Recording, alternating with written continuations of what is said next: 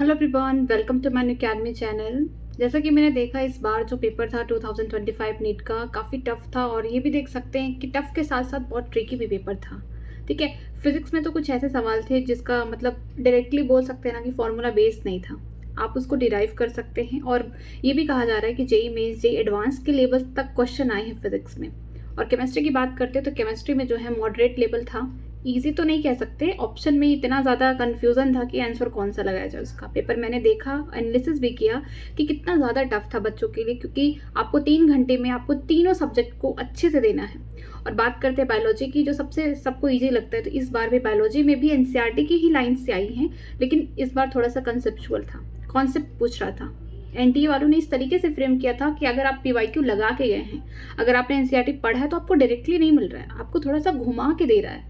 तो इस बार हम लोग इस तरीके से प्रिपरेशन करेंगे कि हर एक चीज़ को डेप्थ में जाके पढ़ेंगे। एनसीईआरटी हमने पढ़ लिया, लेकिन कई बार ऐसा होता है कि हमें आता रहता है लेकिन हम उसे कर नहीं पाते हैं। टाइम मैनेजमेंट का भी इशू हो सकता है, कॉन्सेप्ट की बात रहती है, अगर हम उसको और अच्छे से पढ़ें तो हम उसको बहुत जल्दी एलिमिनेट करके भी कर सकते हैं। पेपर बहुत इस बार बोल सकते हैं टफ भी था, और ये भी कहा जा रहा है कि इस बार कट ऑफ जो होगा काफ़ी लो जाएगा पिछली बार से। ठीक है, अप्रॉक्स मुझे लगता है 570 580 एमबीबीएस का कट ऑफ होने वाला है। और अगर हम बात करते हैं बीडीएस की तो वो सेम रहने वाला है, उसी के आसपास 500 प्लस।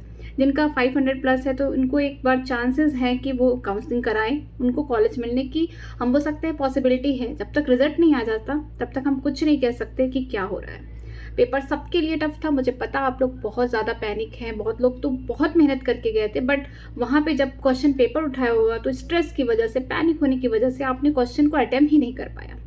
बहुत सारी कंडीशन ऐसे भी क्रिएट हुई कि आपको अगर बायोलॉजी के कुछ क्वेश्चन आ रहे, कुछ नहीं आ रहे, मान लीजिए 5-10 क्वेश्चन एकदम नहीं आ रहे। केमिस्ट्री सोचा जल्दी कर लूँ, केमिस्ट्री के भी कुछ ऐसे क्वेश्चन थे जो आपको आ रहे थे उस टाइम, आपको फॉर्मूला पता है, कॉन्सेप्ट पता है, बट वहाँ पे आप नहीं कर पा रहे थे।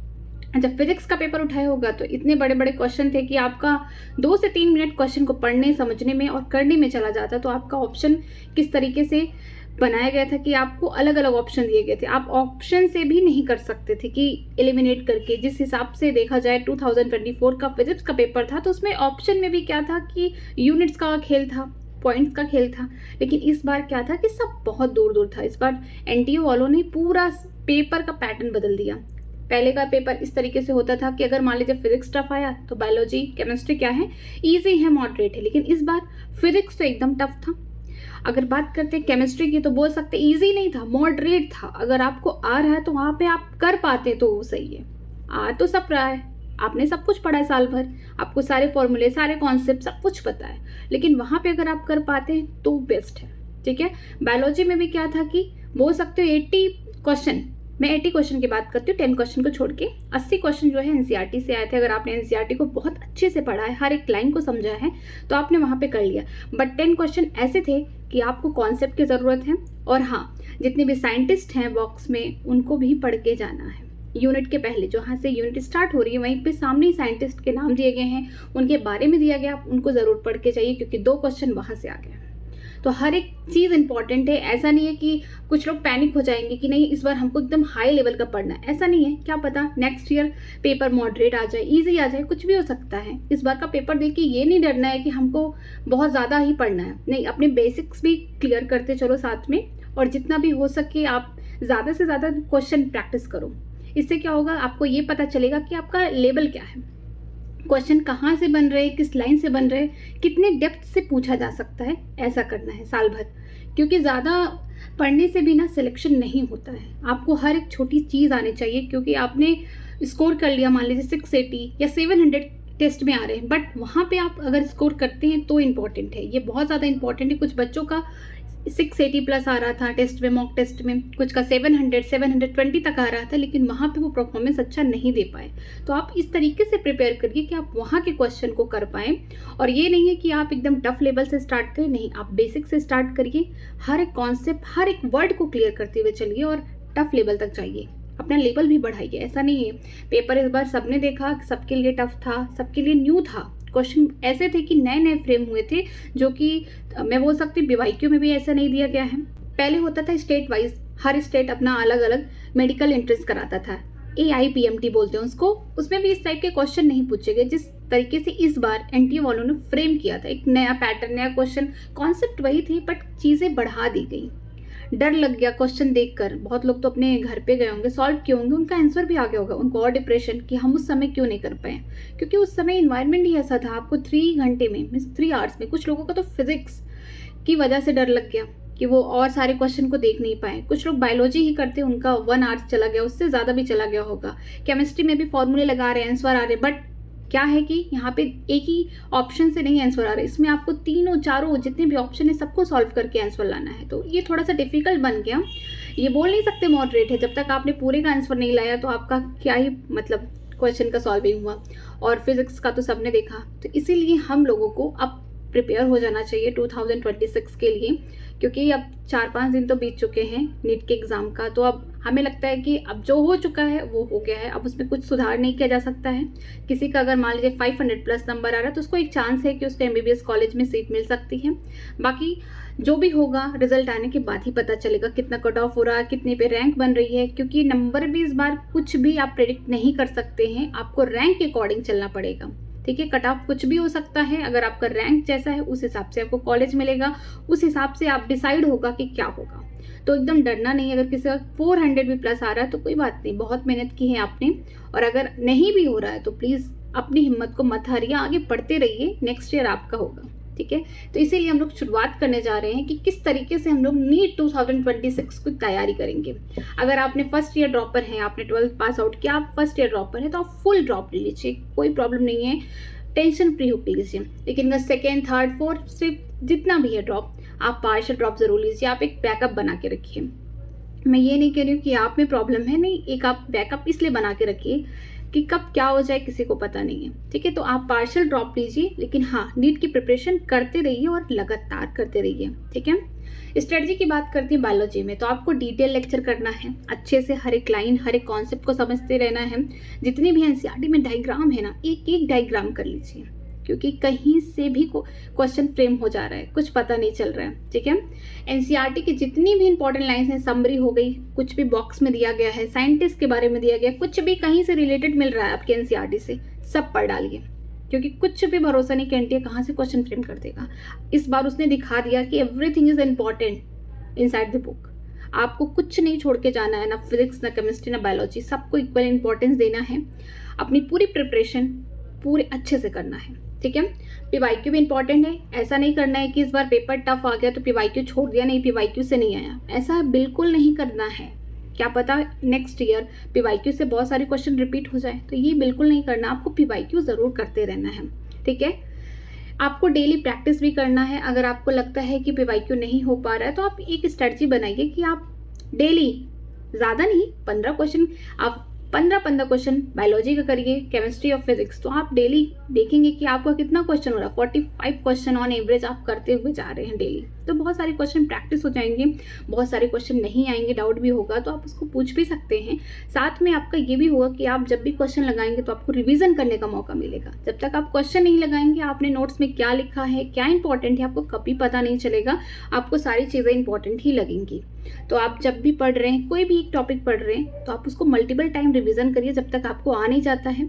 जब भी क्वेश्चन प्रैक्टिस कर रहे हैं तो प्लीज़ एक बार अपने नोट्स को ज़रूर रिवाइज कर लीजिए, फिर क्वेश्चन प्रैक्टिस करने बैठिए।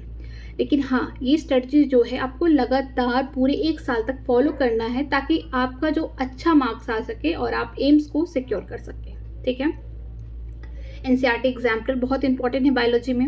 रिवीजन तो आपको हर वक्त करना, मैं कहूँगी कि आपको हर चौथे दिन पर रिवीजन कर लेना चाहिए, क्योंकि अगर आप बार बार रिवीजन करेंगे तो आपको उतनी ही चीज़ें आपको और आती होंगी, आपको एड ऑन होता रहेगा, क्योंकि सिलेबस तो आगे बढ़ता जाएगा, लेकिन पीछे की चीज़ें क्या होती हैं, भूलती जाती हैं। तो क्या करना, आपको हर 4 दिन पे, 5 दिन पे या 1 वीक में भी कर सकते हैं, आपको इस तरीके से रिवीजन करते रहना है। ठीक है, केमिस्ट्री की बात करते हैं, केमिस्ट्री में भी आपको डिटेल लेक्चर करना है, कुछ भी नहीं बदलना है, सारी चीज़ें आपको पढ़नी है। ऐसा नहीं है कि केमिस्ट्री का पेपर बहुत अलग आ गया इस बार, तो कुछ नहीं, जो पढ़ाया जा रहा है वो पढ़ो, क्वेश्चन अच्छा प्रैक्टिस करो, हर एक चीज़ को करो, एनसीईआरटी की बुक्स पढ़ो, एनसीईआरटी में इंडेक्स क्वेश्चन दिए गए, एक्सरसाइज के क्वेश्चन दिए उनको करो, पीवाईक्यू करो, एग्जाम्पलर करो। ठीक है, डेली प्रैक्टिस करो।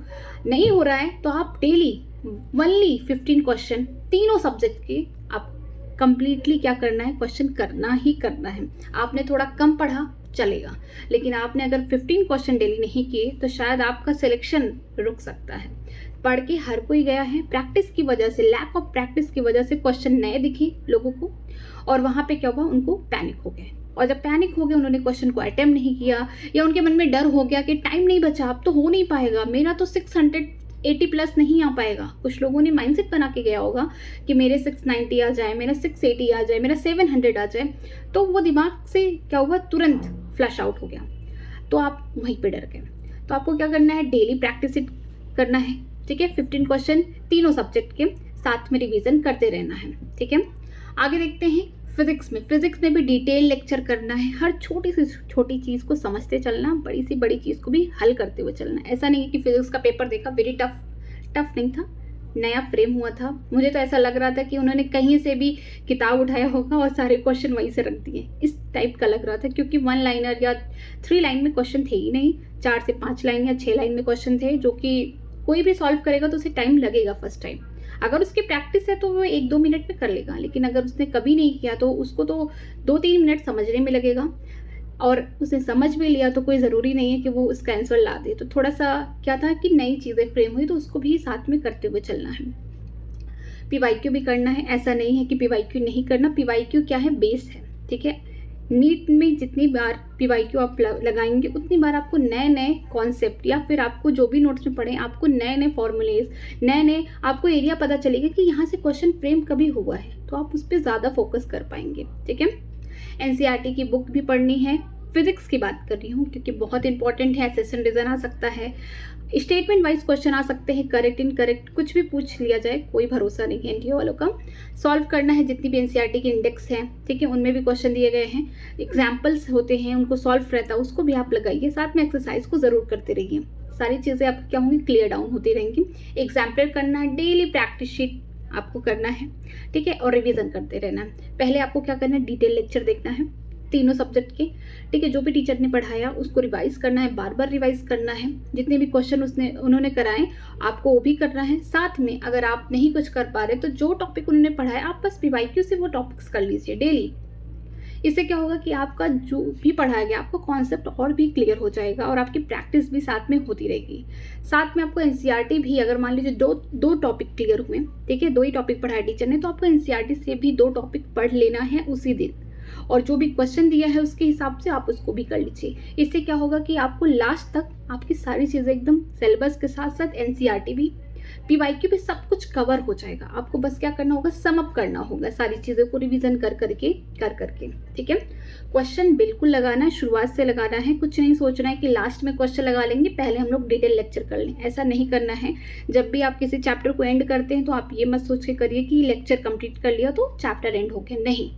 आपने लेक्चर कंप्लीट किया, आपने NCERT पढ़ा, आपने बुक्स के जितने भी क्वेश्चन हैं NCERT बुक्स के उसको लगा लिए, PYQ लगा लिए, आपने बाहर से क्वेश्चन कोई साइड बुक लिया है आप उसको लगा लिए, तो आपका क्या हुआ, तब जाके वो चैप्टर कंप्लीट हुआ जब आपने 200 से 250 क्वेश्चन उस चैप्टर के क्लियरली पूरा लगा लिए, आपको आ रहे हैं, आपको सारे कॉन्सेप्ट पता है, हर फॉर्मूला पता है, हर जगह की हर एक लाइन पता है, तो आपका वो क्लियर हो गया, then chapter should be done, ठीक है। तो आपको इतनी सारी चीज़ें करनी है, पूरे साल भर लग के करना है, कहीं पे भी टाइम वेस्ट नहीं करना है। मुझे पता है कि ये टाइम आपके लिए बहुत ज़्यादा क्रूशियल है, क्योंकि किसी ने एक्सपेक्ट नहीं किया था कि पेपर इस तरीके से आएगा, सबके लिए प्रॉब्लम है थोड़ा सा, बट धीरे धीरे आपको यहाँ से मूव ऑन करना पड़ेगा, क्योंकि टाइम जो है ना वो बीत जाएगा। 2 महीने बाद, 3 महीने बाद, 4 महीने बाद कोई नहीं पूछने आएगा कि आपका सिलेक्शन हुआ कि नहीं।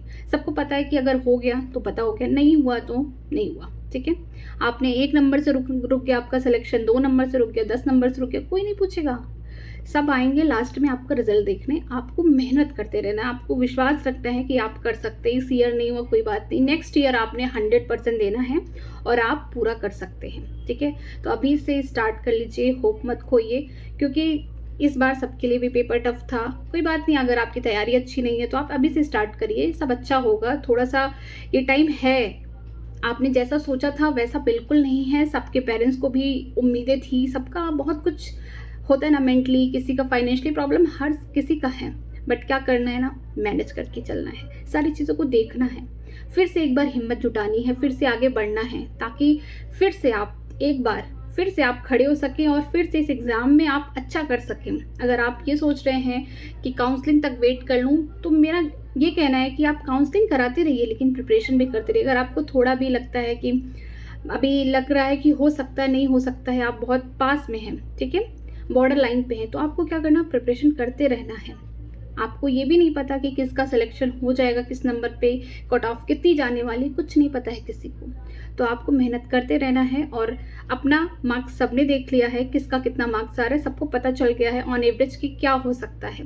तो जिनका हो रहा है उनको वेरी वेरी कंग्रेचुलेशन कि उन्होंने इस बार इतने हार्ड पेपर को भी टैकल कर लिया, ठीक है। और जिनका नहीं हो रहा है उनको भी ऑल द वेरी बेस्ट, उन्होंने अपना बेस्ट किया है, ठीक है। और इससे अच्छा मौका उनको मिल रहा है कि वो 1 ईयर और प्रिपेयर करें और फिर से स्टार्ट करें अपनी जर्नी।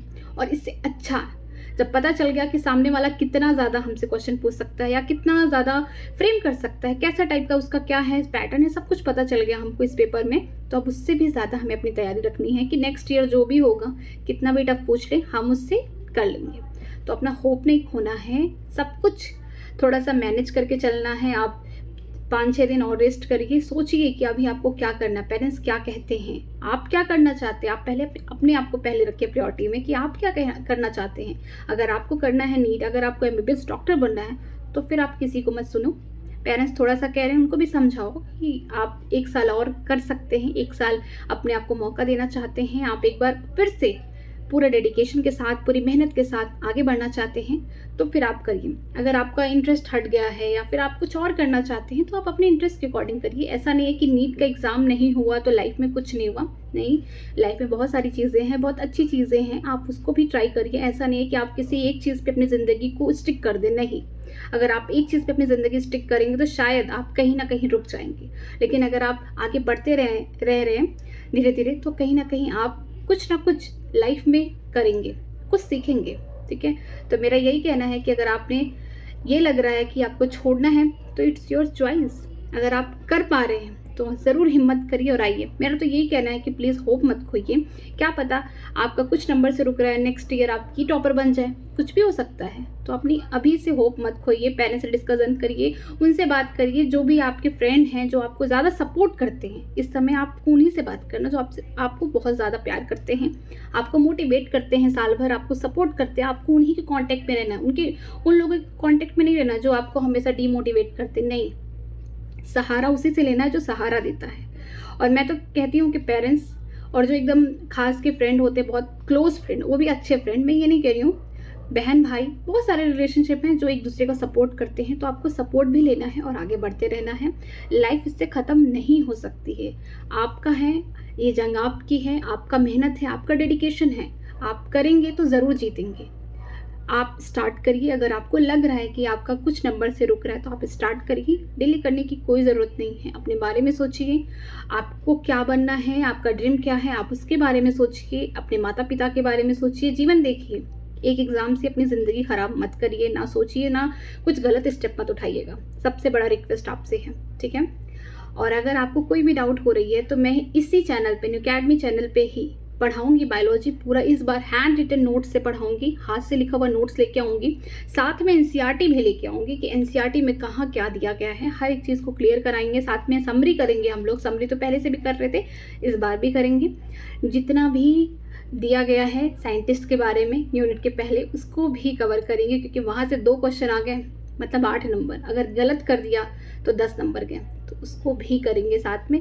जितना भी ज़्यादा से ज़्यादा हो सके क्वेश्चन प्रैक्टिस करेंगे। अगर कोई भी प्रॉब्लम होगी तो लाइव क्लास लेंगे, उसमें हम लोग डिस्कशन करेंगे, जूम क्लास पे मीटिंग करेंगे, जो भी प्रॉब्लम होगी उसे सामने से सॉल्व करेंगे। देखिए, ये मेरा चैनल का नाम है, आप यहाँ पे आइए। ये वीडियो तो वहीं पे पड़ा है चैनल पे, मैं इसी पे स्टार्ट करूँगी, जून से ही स्टार्ट करूँगी। वीडियो तो ऐसे ही पढ़ रहे हैं इस पर, बट जून से हम लोग स्ट्रिक्टली एकदम एनसीईआरटी की लाइन, और मैं प्लानर भी शेयर कर दूँगी कि मैं कब तक कवर करा दूंगी। मेरा तो पूरा यही है कि जून से लेकर दिसंबर तक पूरा सिलेबस कंप्लीट कराने का बायोलॉजी का। बाकी जनवरी से हम लोग पूरा प्रैक्टिस करेंगे, ठीक है। एनसीईआरटी बुक्स के साथ जितनी भी इंपॉर्टेंट पॉइंट्स है, जो भी बॉक्स में दिए, कहीं कुछ भी छिप ना जाए, ठीक है। जो भी कहीं पे भी है हम लोग सारे सब कुछ करेंगे इस बार कि हमारा कुछ भी खराब ना हो और हम हर एक क्वेश्चन में पूरा अपना फुल पोटेंशियल देंगे, ठीक है। हैंड रिटन नोट्स पे लाऊंगी और जितने भी इंपॉर्टेंट टॉपिक्स है जैसे कि जो भी एनसीईआरटी के बियॉन्ड हैं उसके बारे में हम लोग भी बात करेंगे। और पीवाईक्यू और हर month every Saturday live classes होंगी जिसमें हम लोग इंटरेक्शन करेंगे कि क्या प्रॉब्लम हो रही है क्या नहीं, ठीक है।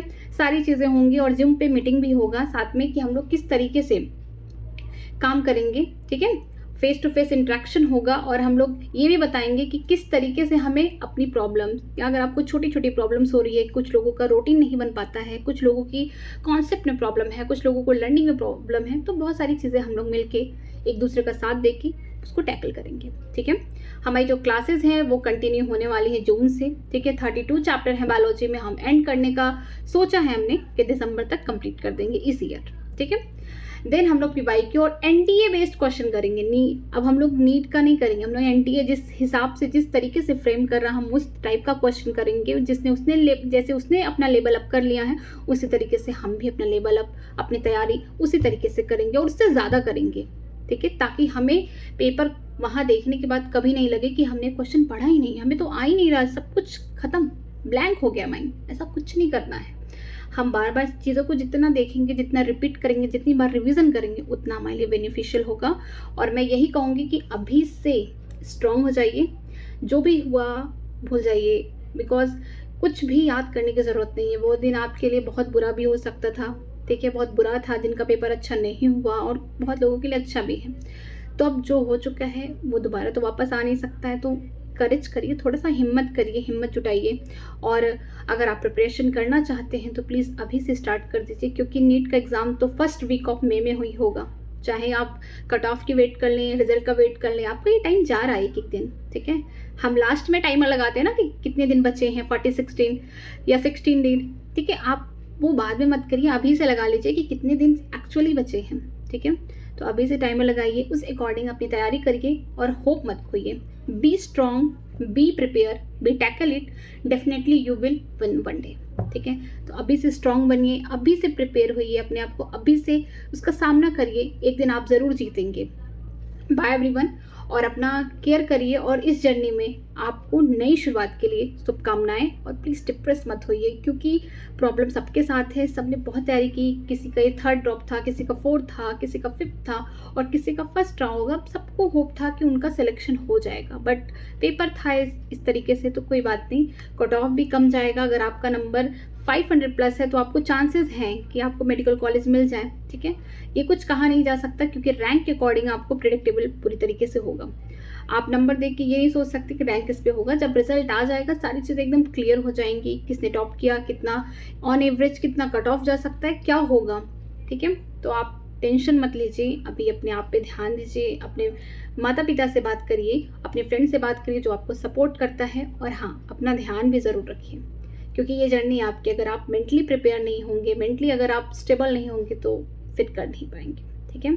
अगर कोई भी प्रॉब्लम है तो प्लीज़ मुझे कमेंट सेक्शन में ज़रूर कमेंट करिएगा, मैं उसका रिप्लाई करूँगी। बाकी इस चैनल के डिस्क्रिप्शन बॉक्स में लिंक दिया गया है मेरे टेलीग्राम चैनल का, आप वहाँ से ज्वाइन कर सकते हैं, आप मुझसे इंटरेक्ट भी कर सकते हैं। कोई भी प्रॉब्लम होगा प्लीज़ आप मुझे बताइए, मैं आपकी अगर हो सके हेल्प कर सकती हूँ, ठीक है। Thank you very much. Be prepare for this, okay. और मेंटली स्ट्रांग रहिए, जो भी होगा अच्छा होगा, थोड़ा सा भरोसा रखिए और अपने आप पे ध्यान दीजिए, ठीक है। All the very best for